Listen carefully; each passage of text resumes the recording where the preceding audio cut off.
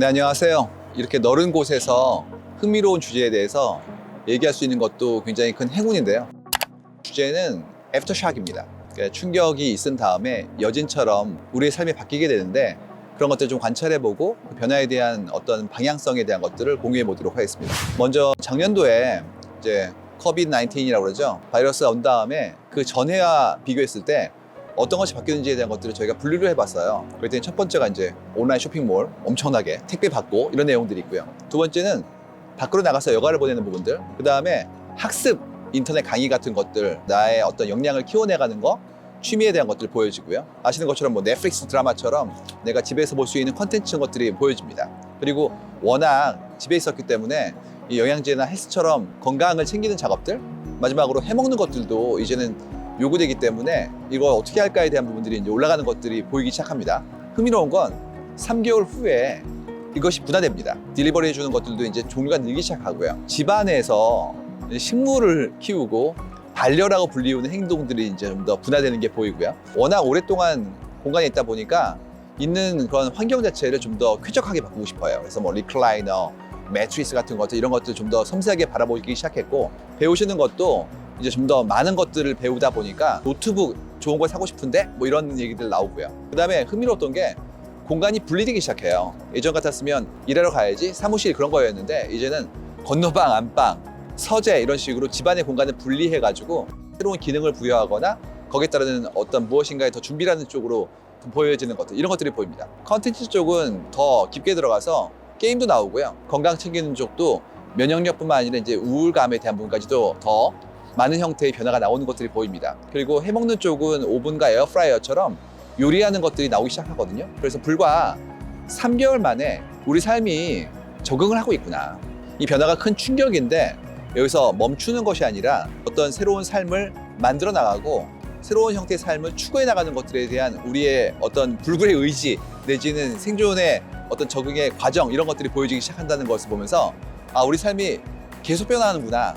그래서 변화의 방향성이 있을까에 대한 것들을 세 가지 얘기를 한번 해보도록 하겠습니다. 첫 번째 이제 돌아오는 것들이에요. 무기력이라는 내용들이 올라가거든요. 이제 무기력이라는 것은 현재 어떤 일을 해야 될지에 대한 방향성을 잃고 그 다음에 내 의지 자체가 위축되는 형태를 말하는데요. 사실 여러분 뭐 쉬고 싶다라는 얘기는 늘 입에 달고 살았었고, 그 다음에 힘든 일이지만 집안에 있는 것들도 어떤 때는 좀 선망되는 일이었거든요. 근데 이게 나의 의지가 아닌 경우에 무기력함이 올라갑니다. 선택해서 쉬는 경우에는 이것도 하나의 쉼표 같은 것들인데요.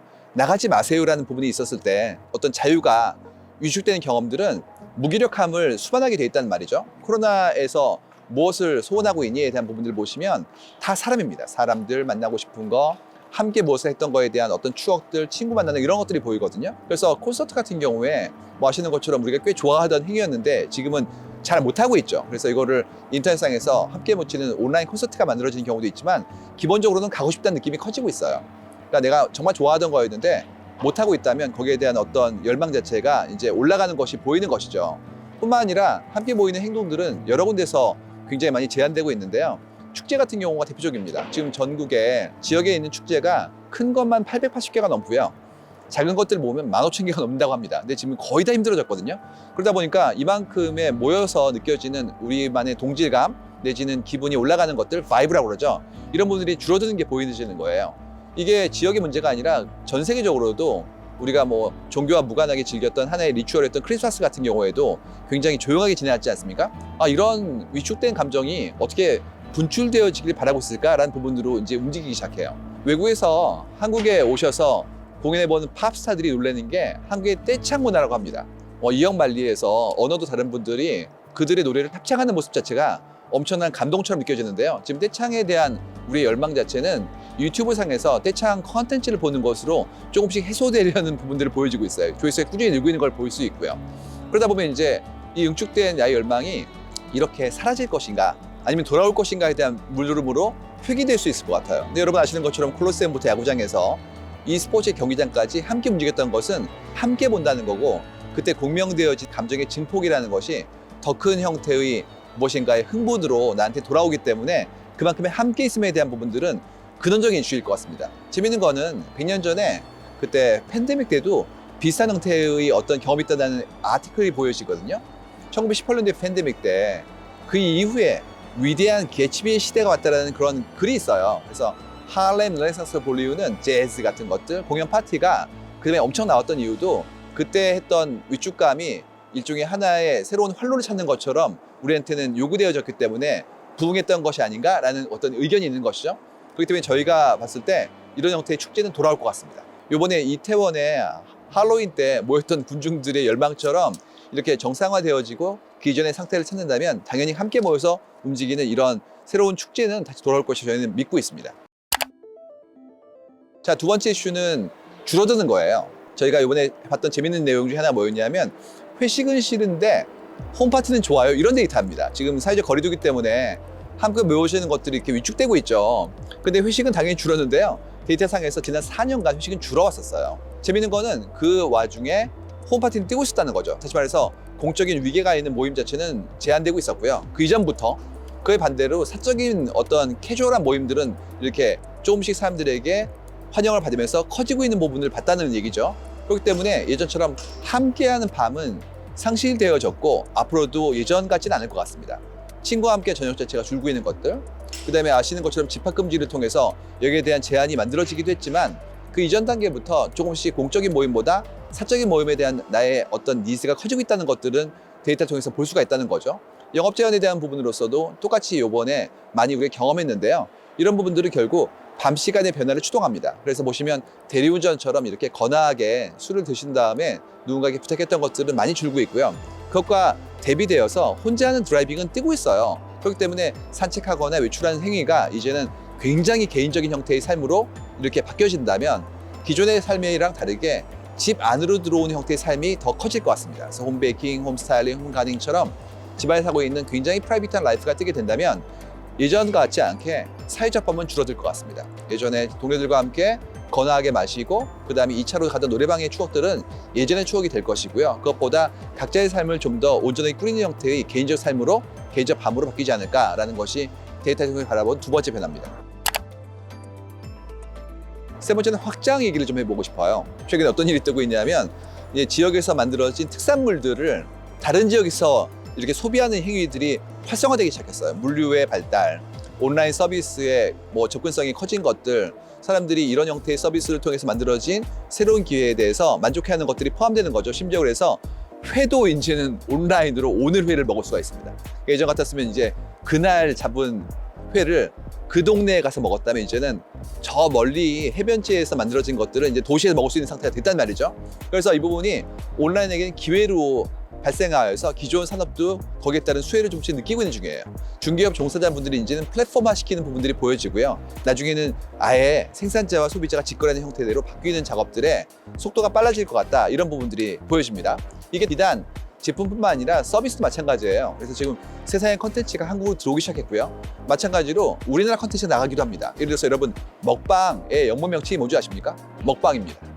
한국의 컨텐츠가 그대로 나가고 있거든요. 그렇기 때문에 우리가 만들어진 밈처럼 문화의 컨텐츠가 이제 전 세계로 펼쳐진다면 우리의 시장이 커진다는 거랑 같게 표현해 드릴 수 있어요. 그래서 한국의 ASMR 방송하는 어떤 유튜버 같은 경우에 추정 수익 100억 이상이라고 하는 기사가 나오는 것처럼 이만큼 큰 시장에서의 기회가 새로이 나온다는 것을 확인하게 되는 거죠. 이미 아시는 것처럼 넷플릭스 같은 플랫폼을 통해서 한국의 영화나 드라마들이 전 세계에서 호평받고 있는 것을 본다면 이제 우리의 시장이 더 이상 이 작은 어떤 지역에 국한되지 않음에 대한 부분들을 이제 알 수 있는 거예요. 이것이 큰 자본에 의한 거냐? 아닙니다. 지금 보시면 고양이한테 굉장히 새로운 형태의 컨텐츠를 만들어주는 것만으로도, 이것만으로도 전 세계 사람들이 호응하는 것들이 보여져요. 그래서 재미있는 컨텐츠라면 개인이 만들어도 글로벌리 리스판스가 오는 걸 보고 있다면 이제는 우리 시장이 커질 수 있다. 이 로컬에 대한 부분들의 한계가 넘어갈 수 있는 부분이 나오면 이제는 그런 부분들에 대한 컴플렉스를 벗을 수가 있겠죠.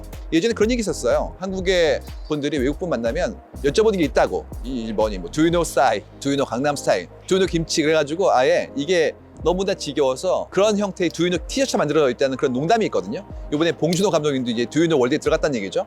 이게 합쳐지면 Do you know 유니버스가 됩니다. 예전 같았으면 한국의 자랑거리라는 게 김치, 불고기처럼 제한된 거였다면 이제는 그거 말고도 많은 문화상품, 제품들이 새로운 형태의 기쁨을 줄 수 있는 형태대로 커진다는 걸 알 수 있단 말이죠. 그렇기 때문에 이제는 이런 부분들의 확장이라는 것이 결국 경계의 확장을 하지 않을까. 최근에 클럽하우스라는 앱 자체가 한국뿐만 아니라 전 세계에 굉장히 많은 사람들의 호응을 얻고 있는데요. 이 과정에서 얻게 되는 건 뭐였냐면 우리의 경계가 확장되어지고 그 경계가 옅어진다는 걸 보였다는 겁니다. 그걸 통해서 우리가 가지고 있는 역량이 전 세계로 갈 수 있다면 이 경계가 확장되는 걸 통한 새로운 형태의 어떤 우리의 지역의 재정의가 이루어질 것이고 그를 통한 새로운 기회를 누가 가져갈 것인가에 대해서 한번 고민해 볼 때가 되었다고 생각합니다. 자, 이 세 가지가 가장 좀 흥미로웠던 어떤 변화였다면 이를 통해서 변화된 삶을 좀 보도록 하겠습니다. 먼저 관인데요. 지금 보시면 리트로스펙티브한 방식이 아니라 프로스펙티브로 바뀌고 있습니다. 지금의 데이터를 통해서 생존의 확률이 올라가는 거죠. 그렇기 때문에 이 데이터라는 게 되게 중요해지고 있는데요.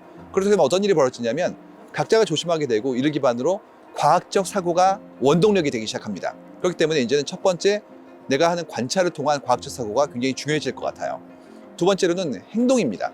요즘 진정성이라는 말이 뜨고 있거든요. 왜 그럴까요? 보시면 진정성이라는 것은 나의 행동이 결합된 상태를 말합니다. 인성평가가 나오고 있어요. 확진자의 동선에 따라서 그분의 삶이 보여지고요. 그 다음에 눈물 나는 동선처럼 이렇게 아주 긴밀하게 살고 있는 삶 자체가 그대로 공개된다는 거죠.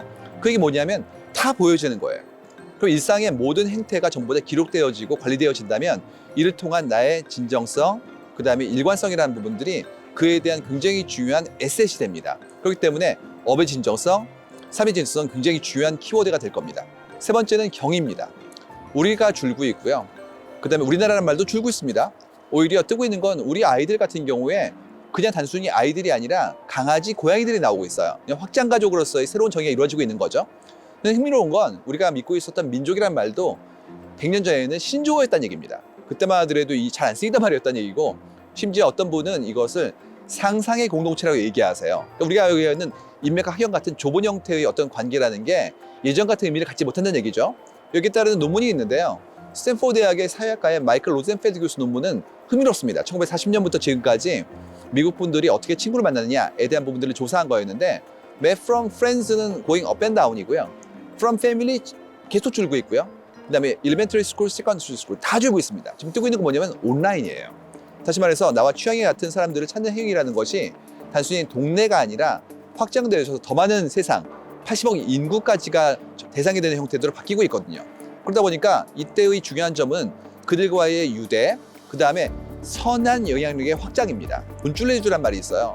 착한 일을 하는 사람에게 이제는 갚아주는 것이 어떻게 하냐 하면 그분의 물건을 팔아줌으로써 내가 선한 영향력에 함께하겠다는 말들이 나오고 있단 말이죠. 이 대상도 심지어 단순히 사람들이 아니라 그 관계 폭증의 대상이 80억 인구를 넘어서 이제는 반려애까지 확장되기 시작했어요.